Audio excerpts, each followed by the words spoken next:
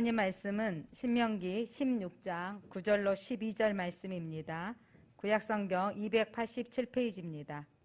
신명기 16장 9절. 일곱 줄을 셀지니 곡식의 낫을 대는 첫날부터 일곱 줄을 세어 내 하나님 여호와 앞에 77절을 지키되 내 하나님 여호와께서 내게 복을 주신 대로 내 힘을 헤아려 자원하는 애물을 드리고 너와 내 자녀와 노비와 내 성중에 있는 내인과 및 너희 중에 있는 객과 고아와 가부가 함께 내 하나님 여호와께서 자기의 이름을 두시려고 택하신 곳에서 내 하나님 여호와 앞에 즐거워할지니라. 너는 애굽에서 종되었던 것을 기억하고 이 규례를 지켜 행할지니라. 아멘. 빛이 있으라. 빛이신 하나님께서 오늘 맥주절을 통하여 오늘 신명기 말씀을 통해서 오늘 말씀하실 때 하나님의 음성으로 들으시기를 바랍니다. 구약에서는 3대 절기가 있었습니다. 오늘 본문에 읽었던 77절이라고 기록되어져 있는 77절, 그리고 또 그 앞에 6월절이 있었죠. 6월절 있고 77절, 그리고 수장절. 그래서 우리 신약시대에는 6월절을 우리 부활절로 지키고 있고, 또 이 77절 이걸 맥추절로 우리가 지키고 있으며, 수장절은 우리 또 가을에 추수감사절, 그리고 이제 성탄절. 그래서 신약시대에는 성탄절까지 해서 4대 절기를 드리고 있습니다. 절기는 지난주에 드렸던 예배하고 오늘이 뭐가 다른가 이렇게 생각할 수 있지만, 여러분 이 절기를 통해서 자칫 잊고 살기 쉬웠던 하나님의 은혜, 그리고 그 중요성을 다시 떠올리는 기회가 됩니다. 그리고 다시 은혜를 회복할 기회를 얻게도 됩니다. 이 절기를 통해서 매번 일상, 주일날 예배 드렸던 날과 또 이 맥추절, 추수감사절, 부활절, 성탄절을 통해서 그 기간을 통해 하나님이 또한 우리에게 허락하셨던 일들을 다시 되돌아보는 기회를 삼아야 되는 것입니다. 그렇다면 우리가 이 오늘 맥추절 예배를 드리는 이유는 무엇일까요? 오늘 성경에 기록되어진 대로 너희가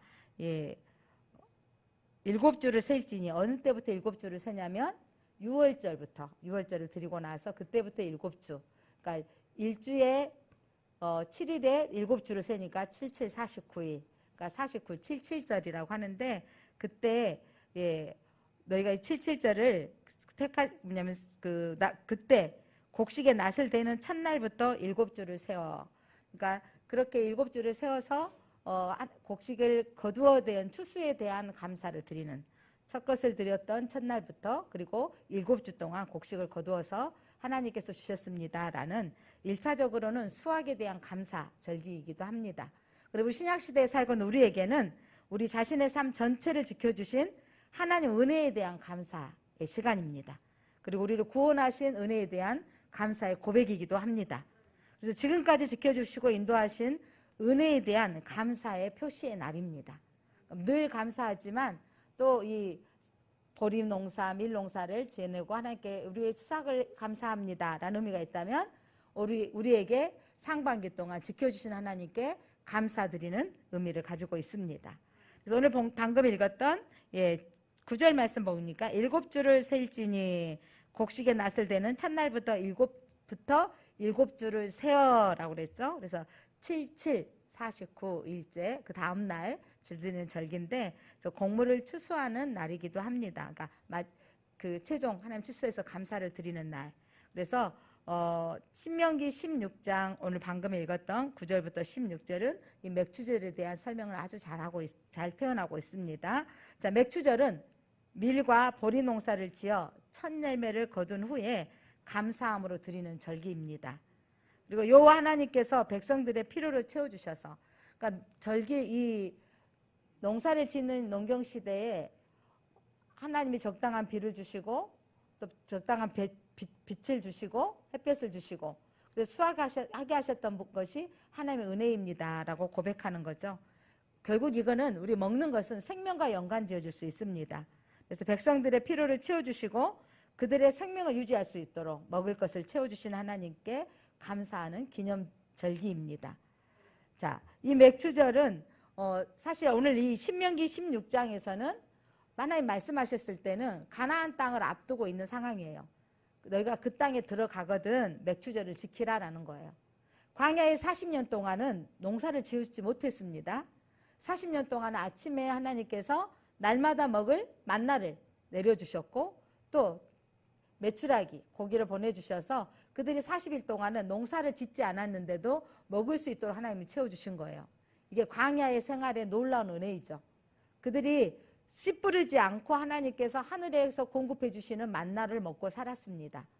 그런데 이제 너희가 가나안 땅에 들어가거든 정착 생활이 되거든 그때 너희가 추수해서 첫 번째 밀농사 보리농사를 지어서는 하나님께 감사하라는 거죠. 자, 미래에 가나안 땅에 들어가서 파종하여 풍성한 열매를 수확하게 될 것을 미리 예언해 주신 거죠. 여러분 약속하신 땅을 지금 가고 있는데 이들이 지금 광야길에 38년 40년 동안 걸어오는 가운데 때로는 지치고 때로는 저 땅에 진짜 들어가면 정말 약속한 것이 있을까라고 하는 상황인데 하나님께서 이들에게 뭐라고 말씀하시냐면 너희들이 추수하게 될 것이다. 그러면 그것에 유월절을 드리고 나서 77절을 보낸 다음 지난 후에 하나님께 이 감사의 절기를 드리라는 거예요. 그러니까 하나님이 뭐냐면 너희들이 그 땅에서 농사 지어서 수확을 약속하신 것입니다. 지금 당장에 그들의 손에는 날마다 그날 먹을 양식 그날 주신 거예요. 더 막 욕심쟁이가 많이 갖다 놓으면 다음날 일어나 보니까 어떻게 됐다 그랬어요? 썩어버리고 먹을 수 없는 그날 양식 하루의 양식을 하나님이 주셨던 것을 공급받는 이들에게 이제 너희가 그 땅에 들어가거든 정착생활이 되어질 텐데 너희들이 수확이 있을 것이다 라고 말씀하신 거예요. 수확이 있어야 하나님께 드릴 수 있잖아요. 여러분 이 맥추제를 드리는 우리에게 하나님께서 여기까지 인도하신 하나님 올 삼강기를 인도하시고 이 코로나 시대에 어떻게 사나 했는데 또 이 3년여 동안 인도하신 하나님이 우리에게 미래에도 인도하실 것을 믿고 감사하는 절기가 바로 맥추절입니다. 근데 사람들이 여기까지 살아왔으면서도 늘 고민한 게 있죠. 내 노후에는 어떻게 될란가. 연금도 없는데 어르신들 우리 지금 70대 80대 어르신들은 그렇게 연금도 많이 들지 못했고 이제는 직장생활 하지 않은 그리고 또 의료보험도 그 이전에는 뭐 실비라는 제도가 있지만 그 실비도 많이 들지 못하고 살았어. 고민하고 있는 게 입원하면 자식들한테 미안하고 이런 게 마음이 먼저 들어오는 거예요. 그러니까 늘 미안한 마음에 그리고 또 그런 것도 준비되지 않는 어르신들은 미래에 대한 두려움도 있죠. 아니 지금 또 실비도 놓고 보험도 들여져 있지만 또 미래에 대한 두려움이 사람들에게는 있습니다. 그런 두려움들이 걱정이 돼서 이번에도 어린 딸과 함께 그 자가용에서 그 온 가족이 자살했던 사건들을 보면서 실질적으로 뭐 그 투자해서 빚을 많이 졌는가라고 또 알아봤더니 그 비트코인에 뭐 투자를 많이 안 했고 다 찾았더라. 그들이 죽은 이유가 무엇이었을까? 이러면서 뭐 수사에 들어가고 있다고 하는데 대체적으로 이거죠. 어떤 결과가 나올지 모르겠지만 이 아이와 세 사람이 살기에 지금 너무 깝깝하다는 거죠. 갑갑하다는 거죠. 살 소망이 없었다라는 것을 우리가 짐작할 수 있습니다. 그 성실하게 그가 그 살고 있었던 주변 사람들은 그가 참 성실하게 살았다고 말하는데 이런 일을 택할 줄은 몰랐다라고 하는데 여러분 사람이라는 게 갑자기 미래에 대한 두려움과 걱정거리가 생겨지면 이 땅에 자식 남겨놓고 다 죽을 저 자식을 고생시킬 필요 없다라고 함께 수면제를 먹고 그렇게 자가용을 투신했던 모습들을 보면서 참 안타까운데 여러분 크리스찬은 오늘 우리 하나님이 여기까지 인도하신 하나님이 앞으로도 인도하실 것이라는 믿음을 날마다 갖는 것입니다. 예배를 통해서 우리는 우리의 삶을 책임져 주시는 하나님을 바라보는 것입니다. 그러니까 지금 당장 내가 뭔가를 잡힌 것이 없고 할지라도 하나님이 우리를 입히시고 먹이시고 인도하실 것이라는 믿음을 가지시기를 바랍니다. 자, 맥추절의 영적 의미는 무엇일까요? 하나님의 은혜를 감사하는 의미를 지닌 절기입니다. 하나님께서 우리가 씨를 뿌리고 수확하게 하고 거두게 하신 분이 하나님이셨습니다. 하나님의 전적 우리 모든 것을 주셨습니다. 라고 하나님을 인정하는 삶입니다. 그러니까 여러분 이 자리에 앉아있는 사랑하는 성도 여러분 여러분의 몸은 누구 것입니까? 하나님의 것이라고 고백할 수 있습니까? 여러분 자녀는 누구 것입니까? 정말 하나님의 것이라고 고백할 수 있습니까? 근데 우리는 내려놓지 못하고 내 자식이기 때문에 내가 어떻게 키워야 되고 내가 어떻게 책임져야 되고, 물론 부모로서 감당해야 할 부분이 있지만 여러분, 내가 계획하고 내가 뭔가를 준비하는 것, 이거 이상에 하나님께 맡겨드리고 하나님께 올려드리시기를 바랍니다. 그래서 여러분, 이 맥추절의 의미는 하나님의 은혜를 감사하는 거예요. 지금까지 살게 하셨던 하나님이 우리 앞으로도 인도하실 것입니다. 맥추절은 과거에 받은 하나님의 은혜를 잊지 않기 위해서 지키는 절기입니다. 그러니까 그들에게 하나님 요구하신 게 뭐였냐면, 너희들 430년 동안 노예로 살았던 것을 기억해봐라. 이제 너희가 자유자가 되어졌고 땅을 정복하고 그 땅에서 씨를 뿌리고 살게 될 것이다. 그리고 광야에 40년 동안 이들 놀라운 일은 씨를 뿌리지 아니하는데 40년 동안 농사도 짓지 아니하였는데 하나님께서 그들을 책임져 주셨다는 거예요. 먹을 것, 입을 것, 모든 것 하나님 책임져 주셨던 것을 기억하라는 것입니다. 자, 그래서 하나님께서 이들에게 기억하라고 신명기 말씀을 주셨는데, 신명기 말씀을 통해서 하나님이 너희들이 그 땅에 가면 어떻게 살아야 된다라고 모세를 통해서 또 당부하고 또 당부하는 말씀이 신명기의 말씀입니다. 자, 너희들이 그 땅에 가면 이렇게 살아야 된다. 신명기 8장 11절로 14절 말씀 함께 같이 읽어볼까요? 내가 오늘 내게 명하는 여호와의 명령과 법도와 규례를 지키지 아니하고 내 하나님 여호와를 잃어버리지 않도록 삼갈지어다. 자, 너희는 이전에 430년 노예 생활에서 출애굽시켰고 광야에 40년 동안 인도했던 하나님을 잊어버리지 말라는 거죠. 자, 다음 보겠습니다.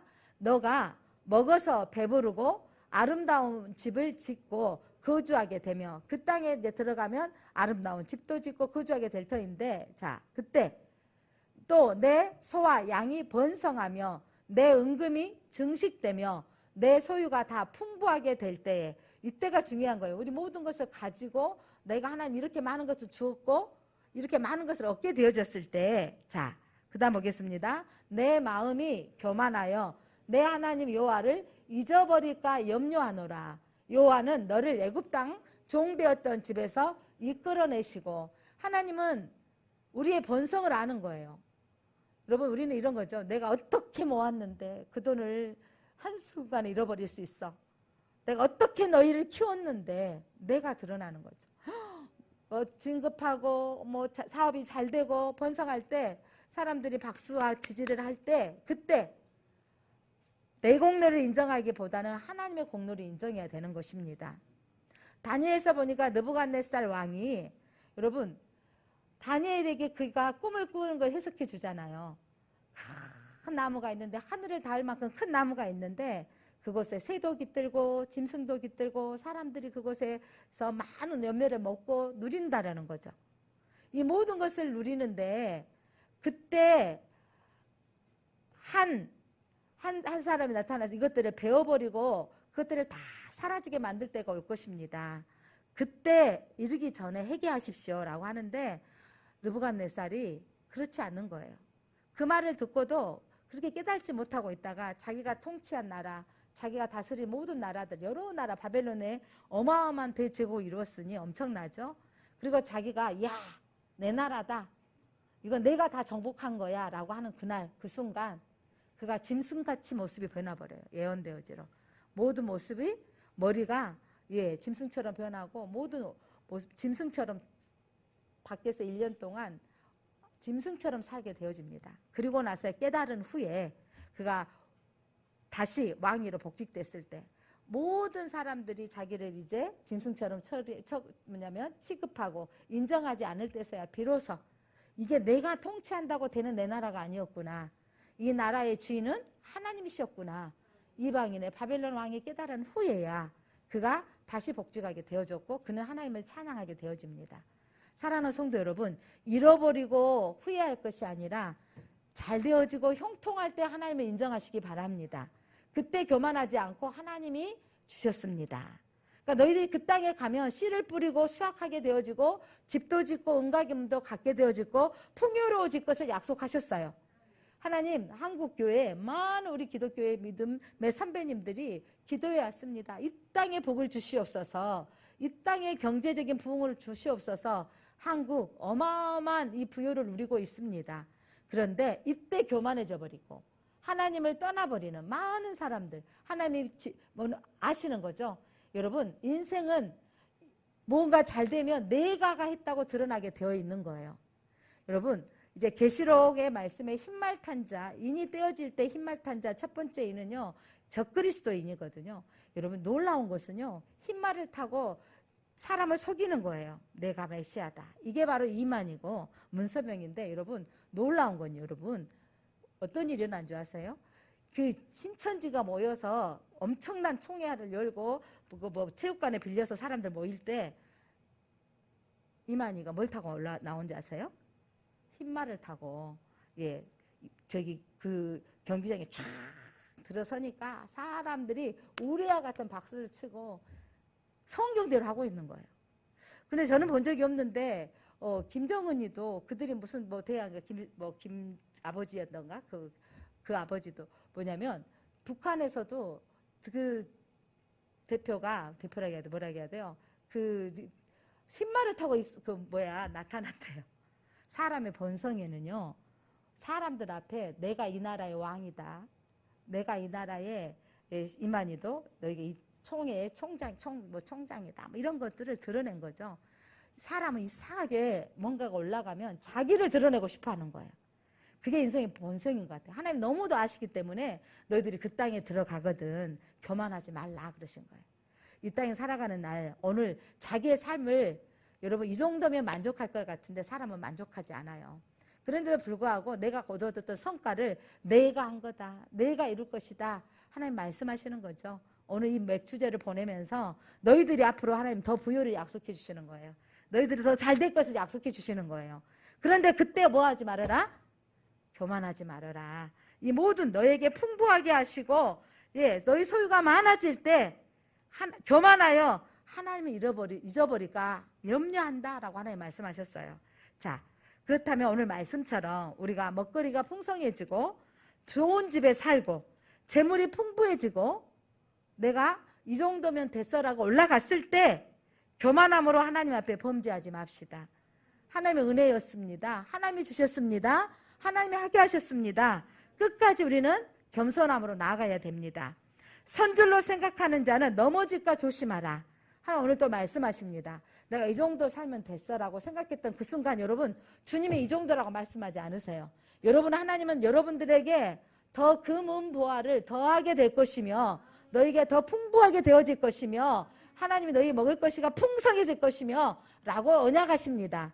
그 언약의 말씀을 붙들고 우리는 오늘 또 우리가 감사함으로 나아갈 때 늘 겸손함으로 끝까지 유지하고 나가야 됩니다.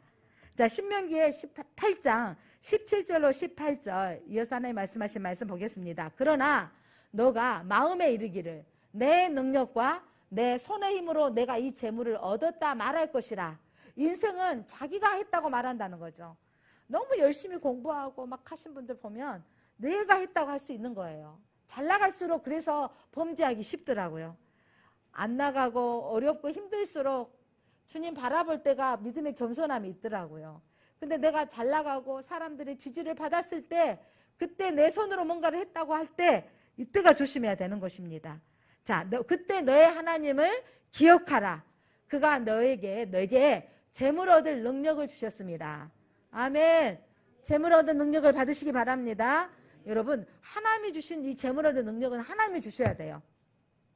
능력으로 되는 수준이 있더라고요. 아껴 쓰고 전략하고 그래서 내 수준으로 할 만큼의 하는 능력. 하나님 그 정도가 아니에요. 하나님은 여러분이 믿음 안에 택하신 백성들을 하나님이 재물 얻을 능력을 하나님이 주십니다.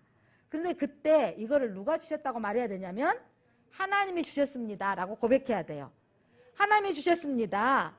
그리고 왜 하나님은 이 약속을 하시냐면 그 가나안 땅을, 여러분, 그들이 그 가나안 땅을 다 차지하고 정복하게 될 건데 너의 조상들에게 맹세하신 언약을 오늘과 같이 이루려 하십니다. 하나님의 약속을 성취하십니다. 너희들이 그 땅을 차지하게 될 것인데 네 능력이 아니야. 하나님의 능력이야. 여러분, 첫 번째 여리고성을 들어갈 때 여러분 어마어마한 성이에요, 여러분. 그 성벽의 두껍기가 이루 말할 수 없는 성벽인데 두려운 대상이죠. 첫 성이 여리고성 앞에 서 있는 거예요. 사람의 능력으로 감당할 수 없는, 이들은 오합지졸, 군사라고 하지만 전쟁에 잠깐 아말렉과 전투 한번 승리해보고, 그 이전에 아버지 세대였고, 그 다음에 오다가 싸웠을 때 하나님이 싸우기도 전에 뭐냐면 하나님이 이겨주셔버린 거예요. 그들은 나팔 보고 나갈 때 하나님께 역사하셔버린 거고, 싸워본 적이 없는 이들 앞에 하나님이 여리고성 앞에 딱 섰을 때, 여러분, 그들을 하나님이 뭐라고 말씀하시냐면, 너희는 아무 말도 하지 말고 하루에 한 바퀴씩 도르라는 거예요. 여러분, 이거 뭐냐면 내 능력으로 하지 말고, 너희 능력이 아니라 내가 하신다라는 것을 보여주기 위함인 것이죠. 7일째 되는 날, 그때서야 소리 지르고 외칠 때 여리고성이, 여러분, 그들이 폭탄을 던져서 무너뜨린 게 아니라 하나님의 전적인 능력으로 무너졌습니다. 사랑하는 성도 여러분, 우리는 하나님의 능력으로 살아야 됩니다. 하나님의 역사하시는 것을 보아야 됩니다. 우리의 삶 가운데 하나님의 역사하시는 것을 기대하시기를 바랍니다. 너에게 재물 얻을 능력을 주셨습니다. 이같이 하심은 너희 조상들에게 약속하신 것을, 맹세하신 것을 오늘같이 이루려 하십니다. 하나님께서 약속하신 것은 반드시 이루십니다. 여러분, 오늘 우리 맥주감사절 예배를 드린 우리는 모든 것이 하나님의 은혜입니다 라고 고백해야 되고 기억해야 됩니다. 우리들이 누리고 있는 이 모든 것은 하나님의 은혜요, 축복의 결과입니다. 하나님이 베풀어 주신 은혜를 망각하고 사는 것이 바로 교만이요, 불신앙인 것입니다. 자, 안타깝게 어제 세계 뉴스 정보에 나오는 뉴스에 보니까 아프가니스탄의 어마어마한 지진으로 고통받고 있는 그들의 모습들을 보여주는 거예요. 지진으로 가족들이 이루어지고 지금도 그 여진이 있는데 그 속에서 먹을 것이 다 없는 거죠. 폐허가 되어져 있는, 정말 온통 투성이가 되어져 있고, 그 속에서 지금 세계에서 보내주는 구제품으로 살고 있는, 그래서 그들을 구제하러 갔던 대표가 그들을 보고 눈물을 흘리는 거죠. 사람이 살 수 없는 지옥과 같은 현상이 지금 보여지고 있는 거예요. 여러분, 어떤 민족은 지금 이 처절하게 지옥 같은 인생을 살고, 아니 우리 가까이 우리 한민족이었던 북한도 지도자, 김정은 그 옆에 지도자 공상 당원들은 누리고 있지만, 여러분, 그들이 누리고 있는 것은 혜택은요, 우리가 누리고 있는 것 더한 것을 누리고 있잖아요. 그러나 대부분의 백성들, 국민들은 어때요? 최저의 생활을 하고 있습니다. 이런 생활을 하고 있는 이런 격차의 차이들을 보면서 여러분 무엇을 보십니까? 많은 사람들이 이렇게 말하죠. 하나님은 불공평하시다 라고 표현할 수 있는데, 여러분, 우리의 존재 가치를 아셔야 됩니다. 오늘 성경 아침에 시편 말씀에 보니까 우리의 신분이 뭔지를 너무도 시편 기자는 잘 고백하고 있었습니다. 우리는, 나는 먼지뿐이요, 먼지뿐이며 나는 풀과 같고 들의 꽃과 같은 자다. 여러분, 먼지는 잠깐 있다 사라지고 부르면 없어질 존재 같은 인생이고, 풀도 아침에 이 봄에 이렇게 지금 아이고 이 풀들 좀 봐보세요. 그 운전하고 지나가는 도로 사이에 틈에서도 풀은 이렇게 자라나더라고요. 기가 막히게 풀들은 자라나는데, 그러나 그 풀이 무성한다 할지라도 겨울에 다 쓰러지고 사라질 것들인 것이죠.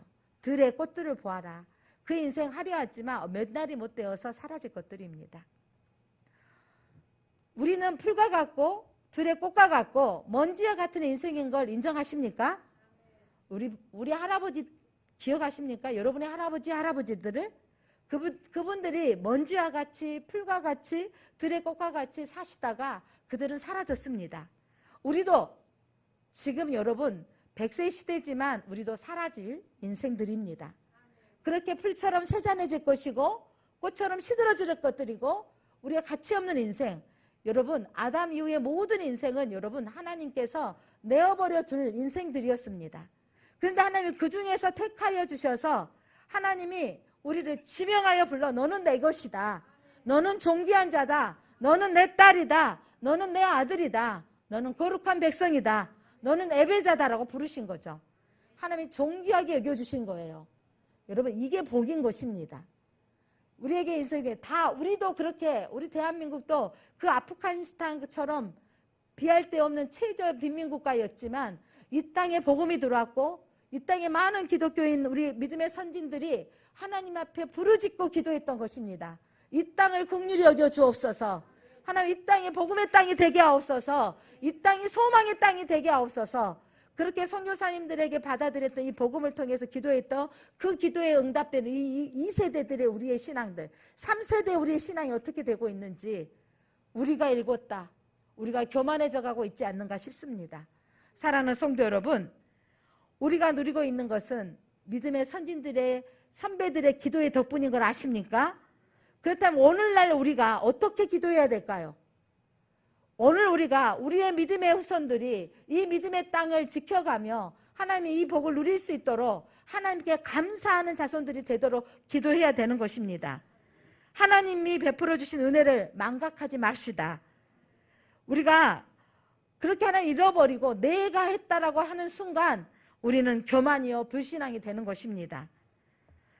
은혜의 그 찬양, 여러분 한국 기독교인들에게 정말 감동이 되어지는 찬송곡을 쓴 분이 송경민 목사님이십니다. 이전에 이 곡을 썼을 때는 전도사 시절에 썼는데 그가 그의 삶을 그냥 기록하다가 곡을 붙인 거였습니다. 제가 이 곡을 그 1절만 써왔는데 내가 누려왔던 모든 것들이, 내가 지나왔던 모든 시간이, 내가 걸어왔던 모든 순간이 당연한 것이 아니요 은혜였습니다 라고 고백하는데, 여러분 지금 누려왔던 모든 것들이, 내가 지나왔던 모든 시간들이, 걸어왔던 모든 순간들이 당연한 것 아닌 걸 아십니까? 오늘 아침에 눈을 뜨고 아침을 먹고 오늘 교회에 온 것이 당연한 것 아닌 걸 아십니까? 그렇게 예배를 사모하고 하나님 예배하고 싶었지만 어떤 분은 어느 순간 오늘 아침에 갑자기 쓰러진 분이 어디인가는 있으셨을 것입니다. 오늘 우리가 안전하게 운전하고 들어왔지만 어디선가는 그 안전하지 못하고 그 예배드리지 못한 또한 생명들도 있을 것입니다. 오늘 우리 가정에서 아침에 눈을 뜨고 일어났던 순간이 하나님께서 오늘 또 우리의 생명을 연장해 주셨기 때문에 예배할 수 있다고 고백할 수 있으십니까? 오늘 이 모든 당연한 것이 아니라 은혜였습니다. 이 고백이 한국교회에 정말 모두가 동일하게 은혜 받았던 중요한 것이 뭐였냐면 우리가 예배 드리는 것이 당연한 걸로 알고 있었다는 거죠. 근데 코로나를 통해서 우리가 당연하지 않다라는 걸 알았습니다. 최저 9명만 드려야 됐던 순간 20명만 드려야 됐던 상황들, 그런 상황들을 지내오면서 우리가 당연하게 여겼던 것들이 일순간에 당연히 되지 못했던 것을 알 수 있지 않았습니까? 우리가 직장생활하고 사는 거, 아침에 우리가 일어나서 출근하고 사는 것이 당연한 것인 것 같지만 그렇지 못하다는 것입니다. 자, 아침에 해가 뜨고 저녁에 노을, 봄의 꽃향기와 가을의 열매 맺는 거. 그러니까 여러분 아침 해가 뜨고 지는 거, 그리고 봄의 꽃향기와 가을의 열매 맺어서 많은 것들을 얻고 먹는 것들이 이 변하는 계절의 모든 순간, 자연의 섭리를 보면서도 이것이 당연한 것이 아니고 하나님의 은혜였습니다. 하나님 이 땅에 우리가 수백 년 전에 우리 한국에도 지금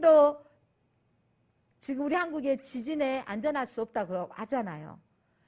그런 것처럼 여러분 이 모든 우리가 지진의 위험 속에서 살지 않는 거, 이것이 당연한 것이 아니고 하나님의 은혜입니다.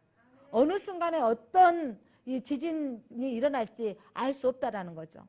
어떻게 하면 그렇게 그 가난한 나라에 또 이렇게 지진까지 더해졌는지, 정말 우리가 오늘 우리의 사는 이 순간들이 하나님의 은혜라고 여러분 고백할 수 있습니까? 정말 이 송경민 목사님의 간증을 들었는데, 아버지가 일찍 돌아가시고 어머니 밑에서 자랐는데 어머니가 날마다 이 아이들을 데리고 감사 예배를 드렸다는 거예요. 그래서 자기는 입에가 감사가 늘 배어 있고, 그리고 어떻게 사는, 남들도 다 이렇게 사는 줄 알았대요. 그리고 가난이라고 느끼지 않았던 것은 엄마가 모든 거, 오늘 이렇게 밥 주신 거 감사하고, 엄마 파출부 일하고 고생하고 사시면서도 오늘 또 우리에게 이런 양식을 주신 것을 감사하자 해서 그걸 늘 감사가 이 몸에 배었던 것입니다.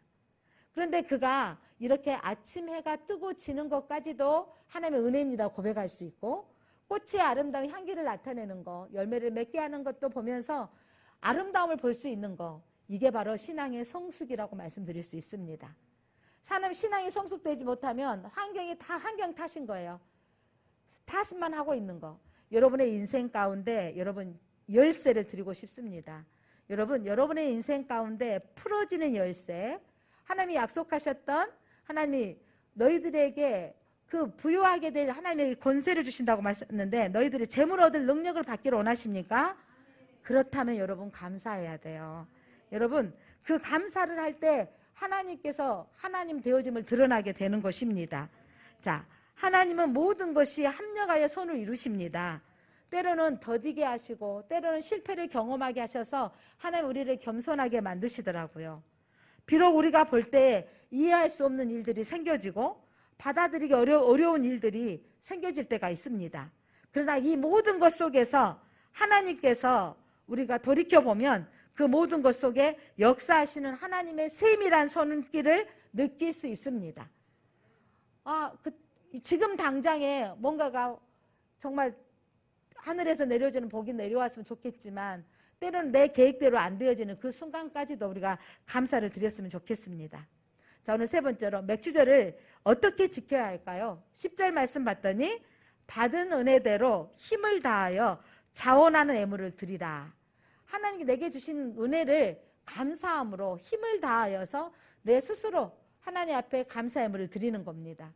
오늘 상반기를 지켜주신 하나님 감사합니다. 아니, 오늘 내 생명을 주신 것을 감사합니다 라고 감사하는 거죠. 여러분, 인간이 아무리 수고하고 노력해도 안 되는 일이 있더라고요. 내 노력대로만 된다진다 얼마나 좋겠습니까? 하나님께서 열매 맺지 않으면 모든 것이 헛수고 될 때가 참 많더라고요. 우리의 인생의 문제에서 여러분, 이것이 꼭 되었으면 좋겠다고 하는 그 문제, 여러분, 그 주권자가 누가 손에 달려 있습니까? 하나님 손에 달려 있습니다. 하나님이 허락해서 내게 복이 되어졌을 때는 하나님이 주셨습니다라고 하시고요. 하나님께서 내게 이게 꼭 되어졌으면 좋겠습니다라고 하는데 막아졌을 때는 하나님이 어떻게 하실 것이다? 다른 길을 예비하실 것이다 라고 하는 겁니다. 여러분, 우리 인생을 살다 보면 그런 일이 있는 거예요. 우리 교회 지어진 지 이제 5년 차가 지났습니다. 예, 이제 6년 차 들어가고 있는데 새 건물에서 예배드리는데 언제 될지는 모르겠지만 이 지역이 재개발이 되어진다고, 그래서 주택에 있는 분들이 모였대요. 근데 우리 교회는 저한테 아직 연락도 안 오고, 아니면 교회 건물이기 때문에 그런 것 같아요. 법인이고. 그래서 된 것 같은데, 그래서 이제 들려오는 거예요. 모여서 이 지역 배대교회로부터 시작해서 저 주유소 입구까지 이 개발이 되어질 것이다. 이제 시작 단계인 것 같습니다. 그런데 제 마음에 이제 그 소식을 듣고 여기 사시던 분이, 아신 분이서 이렇게 모였다고 하는 소리를 듣는데 갑자기 내 마음에 염려가 생겨지는 거죠. 어디로 이사를 가야 되지? 어떻게 이 정도 사이즈를 어떻게 우리가 다시 지을 수 있지? 물론 보상이라는 제도가 있겠지만 어떻게 해야 되지? 라는 마음들이 오는 거죠.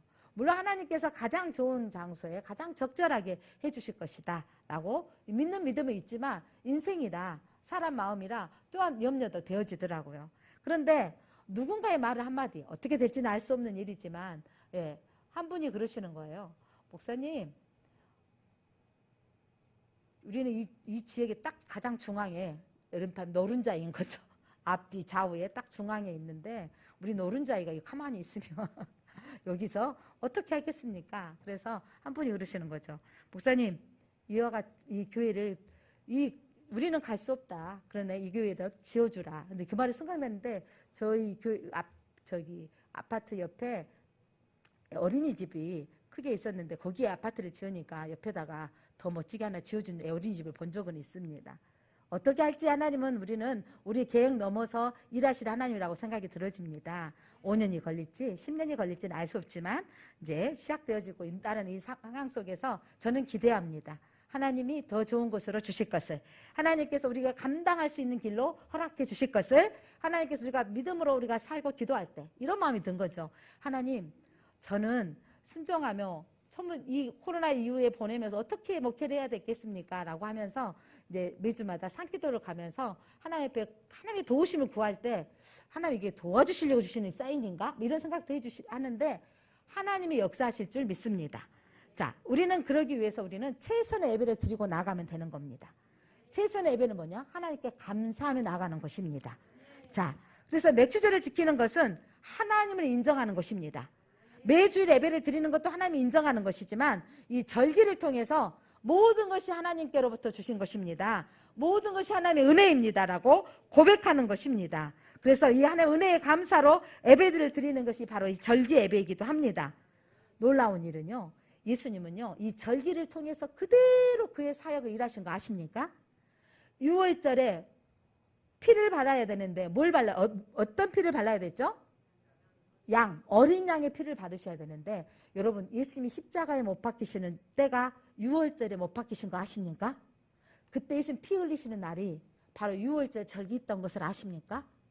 여러분 또한 오늘 이 맥추절의 절기가, 여러분 첫 이삭을 대했었을 때 승천하신 예수님이, 첫 이삭은 들어올려 곡식단을 들어올리는 제사로 승천한 예수님이 너희가 내가 다시 성령을 보내리라 라고 기다리라고 했을 때, 여러분 오순절 77은 49 오순절 때 오순일이 되는 날 성령이 임하였고 초대교회가 이루어진 걸 믿으십니까? 예수님께서 여러분 이 맥추절에 여러분 성령을 보내주셔서 신약교회가 탄생하게 하셨습니다.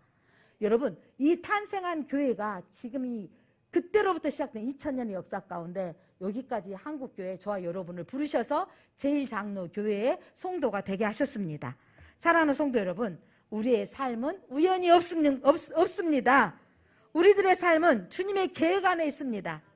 여러분 나는 아따가 하찮은, 여러분 먼지와 같은 인생이고 풀과 같은 인생이고 들의 꽃과 같은 인생에 불과했던 우리를 우리를 섭리하셔버린 거예요. 존귀한 자로, 하나님의 예배자로 불러주신 것입니다. 여러분 수준이 달라진 것입니다. 내 수준은 먼지 같은 버러지 같은 인생이지만 예배자로 존귀한 자가 되어지는 것입니다. 여러분 하나님의 예배자로 하나님을 찬양하면 하나님 여러분을 더 높여주십니다. 여러분의 인생이 하나님 계획과 섭리 안에 있는 것을 믿으시기 바랍니다. 안 되어지고 더딜 때 하나님이 택하신 사람들은요, 그때 뭘 해야 되냐면 하나님을 예배하면 되는 거예요. 그때 하나님 나를 통해서 영광받아 주시옵소서, 내 모습을 통해서 하나님 드러나기를 원합니다. 그때 하나님 역사하십니다. 여러분 내가 노력하려고 하기 전에 하나님이 나를 통해서 하나님이 드러나게 하옵소서. 여러분 기도, 놀라운 기도입니다.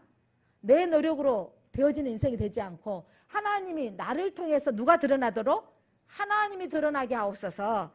내 모습 속에서 하나님이 사용되어진 사람을 이렇게 하셨습니다라고 드러나게 하옵소서. 한 분을 소개하려고 합니다. 한 40년 50년 전의 이야기인데, 해남 시골교회에 한 어린이가 주일학교를 다니고 있었습니다. 근데 이 어린이가 예배를 드리는데 선생님이 그날 분반 공부 시간에, 자 우리 친구들, 여러분이 마음에 간절히 기도하는 것을 하나님 앞에 기도하면, 여러분이 가지고 싶은 거 원하는 거 하나님께 기도하면 하나님이 다 들어주십니다. 그랬더니 한 어린이가 손을 들면서, 선생님 저는 중학교를 가고 싶은데 우리 집이 너무 가난해서 부모님이 중학교를 안 보내주신다고 하는데 제가 기도하면 될까요? 선생님이, 그래 너 기도해봐. 하나님께 기도하면 하나님이 들어주실 거야. 그래서 이 친구가, 하나님 나도 중학교 가고 싶어요. 한 4, 50년 전만 해도요, 여러분 6, 70년 전일까요? 대한민국의 중학교 6, 70년, 40년 전에는, 그죠? 6, 70년 전에 중학교 못 가는 사람이 시골에 많았어요. 그러니까 너무 가난해서 중학교를 못 보내는 의무교육이 아니었거든요. 그런데 이 친구가 기도하다가 하나님께 이 마음을 편지를 써야 되겠다 생각이 들어가지고, 하나님 전상서 하나님께 이렇게 하면서, 하나님 저는 누구누구입니다. 하나님 저는요 중학교를 가서 공부하고 싶고 고등학교도 다니고 싶어요. 그런데 우리 부모님이 너무 가난해서 학교를 못 보낸다고 합니다. 하나님 도와주세요. 하나님 도와주세요 라고 하나님께 이 편지를 썼어요. 그리고 봉투에다가 딱 붙여가지고, 보내는 사람 주소는 해남군 어디면 이렇게 해서 써서 보냈는데, 받을 사람 하나님께 이렇게 편지를 우체통에 넣습니다. 우표도 붙여가지고 떡하니 넣었는데, 몇십 년 전 우체부 아저씨 고민에 빠졌습니다. 주소지 이게 돌려보낼까 싶은데, 하나님께라고 했는데 이 편지를 누구에게 보내줘야 될까 하는데, 하나님이 우체부 아저씨 마음에 해남에서 제일 큰 교회 해남 읍교회에게 보내면 하나님이 알아서 하시겠지. 이 마음이 들었는가 봐요. 그래서 이 우체부 아저씨가 해남 읍교회에 이남목 목사님 앞에 갖다 드린 거예요. 하나님께 편지 왔으니 목사님이 해결하십시오. 이렇게 보내준 거예요. 근데 목사님이 이 편지를 읽어봤더니 이 어린아이가 하나님 저는 중학교를 가서 공부하고 싶습니다 라고 이 편지 내용을 읽으시고 하나님께 이 목사님이 감동을 받아가지고 너무 구구절절하게 쓰인 내용을 듣고 그 집에 찾아가서 이 아이를 만나본 거예요. 그랬더니 학교에 다니는 내 아이가 공부도 잘하는 아이인데 집이 너무 가난해서 중학교를 못 보내는 거예요. 그럼 너 우리 집으로 가자 해가지고 그때 당시에 목사님들도 다 가난한데 이 아이를 받아들이고 중학교를 보내줬는데 얘가 전교 1등을 해버린 거예요. 또 고등학교까지 보내준 거예요. 고등학교까지 보내줬는데 또 여전히 전교 1등을 하는 거예요. 그래서 이제 이 목사님이 이 고등학교까지 신앙생활 하면서 공부를 하니까 그래 이 아이 마음속에도 이제 저는 하나님의 영광을 위해서 하나님을 드러내는 삶, 나를 통해서 하나님이 드러내고 싶습니다라고 기도하는 고백을 들으시고 그래 너 한신대학교를 가자. 그래가지고 한국신학대학을 보낸 거예요. 한국신학교대학을.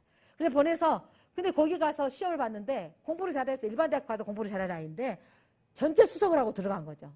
4년 장학금. 한 푼도 안 받고 기숙사 생활을 하게 한 거예요.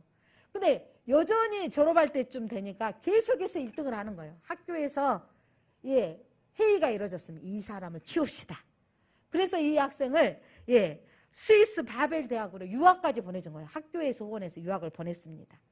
하나님의 영광을 위해서 살겠습니다 기도했던 이 어린아이 기도를 하나님이 계속해서 역사하신 거죠. 그리고 그분이 돌아와서 이 한국신학대학 교수가 되었고 그가 오영석 한신대 총장님까지 되셨습니다. 여러분 하나님께 구하시기 바랍니다. 근데 내가 내 목숨으로 처음에는 내가 중학교 가고 싶어 했는데 공부하는 중에 하나님을 위해서 살고 싶습니다 라고 고백했더니 그의 삶을 하나님께서 인도하셨습니다. 이 맥주감사절에 우리가 어떤 기도를 드려야 될 것인가. 자, 우리는 잘되고 형통할 때 하나님 감사합니다라고 할 수 있는데 힘들고 어려울 때도 감사할 수 있는지. 자, 세문안교회를 섬기다가 소천하셨던 예전 원로 목사님이셨던 김동익 목사님의 감동적인 기도문입니다. 자, 이분의 기도문 가운데 이런 내용이 있습니다. 때때로 병들게 하심을 감사합니다. 인간의 약함을 깨닫게 하시기 때문입니다. 내가 아프고 힘들 때 병들게 하심이 나가 아무것도 할 수 없는 연약한 존재인 것을 깨닫게 하신 것이 감사하다는 거예요. 또 일이 제대로 안 되고 틀어주심을 감사합니다. 일이 안 되고 틀어주면 얼마나 깝깝해요. 이번에 한 번만 기회를 주십시오. 한 번 기회를 주십시오라고 했는데 그래서 나의 교만을 반성할 수 있기 때문입니다. 내가 나를 돌아볼 수 있기 때문입니다. 땀과 고생의 잔을 맛보게 하심을 감사합니다. 어떤 사람은 똑같이 입사를 하고 회사를 들어갔는데 어떤 부서에 따라서 일이 많은 부서를 들어가는 사람도 있고 널널한 데로 간 데도 있더라고요. 그래서 사람은 참 희한한 게 뭐냐면 내 일은 항상 다 힘든 것 같고 남의 일은 왜 그렇게 쉽게 보이는지 이런 마음을 하는 거죠. 하나님 나는 왜 남보다 더 고생을 많이 해야 되는지. 어떤 분이 또 이런 거 있잖아요. 나는 막내 며느리로 가고 둘째 셋째 며느리로 갔으니까 나는 부모님은 내가 모시지 않아도 될 것 같았는데 근데 이상하게 내가 감당해야 할 또한 며느리도 있더라고요. 또 딸들 가운데도 쭉 있는데 큰딸만 고생하고 사는 게 아니라 또 다른 딸도 어떤 집은 언니가 공부를 잘하니까 네가 학교 다니지 말고 공부시켜라 뭐 이런 집도 있더라고요. 인생을 살다 보면 내가 더 남보다 땀과 고생의 잔을 더 힘을 들게 살아야 되는 사람도 있더라고요. 어떤 사람은 기가 막히게 또 일하지 않는 사람도 있지만 그런데 여러분 그것이 감사하다는 거예요. 땀과 고생의 잔을 맛보게 하심을 감사합니다. 그렇기 때문에 나는 주님의 사랑과 능력을 더 깊이 깨달으면서 살 수 있습니다. 왕이신 예수 그리스도께서 이 땅에 오셔서 보호자를 버리시고 이 땅에 오신 예수님이 십자가의 고난을 지시고 친히 가난하게 되심은 우리를 구원하기 위하심입니다. 그 영광을 내려놓고 이 땅에 가장 낮은 자리로 오신 예수님의 조그만 그것들 내가 경험하게 하심을 감사할 수 있다고 고백하셨던 것입니다. 사랑하는 성도 여러분, 맥주절을 보내면서 우리가 감사할 내용이 있어서만 감사하는 게 아니라 여러분의 인생을 해석을 잘 하시기 바랍니다. 고생의 쓴 잔도 해석하면 복이 되어집니다. 하나님 이 고생의 터널을 지나면 너무너무 감사한 게 나는 꼭 터널이라고 되어 있어서 이 터널은 반드시 끝이 있습니다. 근데 여러분 그 터널을 통과할 때 어떤 자세로 사느냐에 따라서 인생이 바꿔지는 것입니다. 이 터널의 끝에 주님 드러나기를 원하십니다. 이 터널의 끝자락에 주님이 나타나기를 원하십니다. 내 모습 속에서 주님만이 드러나기를 원합니다 했을 때 하나님이 여러분의 삶과 우리의 삶을 통해서 하나님 우리를 존귀케 하시고 하나님의 영광 받으시기를 원하십니다. 데살로니가전서 5장 16절 18절 항상 기뻐하라 쉬지 말고 기도하라 범사에 감사하라 이것이 그리스도 예수 안에서 너희를 향하신 하나님의 뜻이니라. 여러분 처절한 상황에도 기뻐하시기 바랍니다. 감사하시기를 바랍니다. 그리고 하나님 앞에 기도하면 우리의 기도의 수준이 달라져요. 아까 김동익 목사님만 기도를 그렇게 하는 게 아니라 하나님 바꿔주시옵소서 하나님 도와주십시오 기도했는데 기도를 더 깊이 하다 보면 하나님 제가 어떻게 해야 될까요? 하나님 이 상황이 어떤 상황입니까? 라고 해석이 되어지더라는 것입니다. 사랑하는 성도 여러분 오늘 우리가 기도하면 인생의 문제를 해석할 수 있습니다. 기도하면 우리의 기도 수준이 달라지는 것입니다. 우리를 향하신 하나님의 계획이 있다는 걸 믿으시기 바랍니다. 한번 선언할까요? 나는 하나님의 계획을 이룰 자입니다. 하나님의 섭리가 나를 통해서 이루어질 것입니다. 하나님 우리를 특별한 섭리로 나를 택하여 주셔서 이따가 먼지 같은 인생일 뿐인 인생을 그렇게 살지 않고 하나님의 예배자가 되게 하신 거예요. 그래서 우리 육적인 것만 책임져 주시는 것이 아니라 영원한 문제까지 영생의 문제까지 책임져 주십니다. 여러분의 삶을 하나님께 맡기시고 앞으로 인도하실 하나님을 기대하며 오늘 맥주절 감사 예배를 드리는 성도님 되시기 바랍니다. 하나님 감사합니다. 오늘 맥주절을 통하여서 여기까지 인도하신 하나님을 찬양합니다. 하나님 모든 것이 하나님의 은혜입니다. 하나님 모든 것이 하나님의 섭리입니다. 하나님의 뜻이 나를 통해서 이루어지게 하여 주옵소서. 감사를 드리오며 예수님의 이름으로 기도드립니다. 아멘.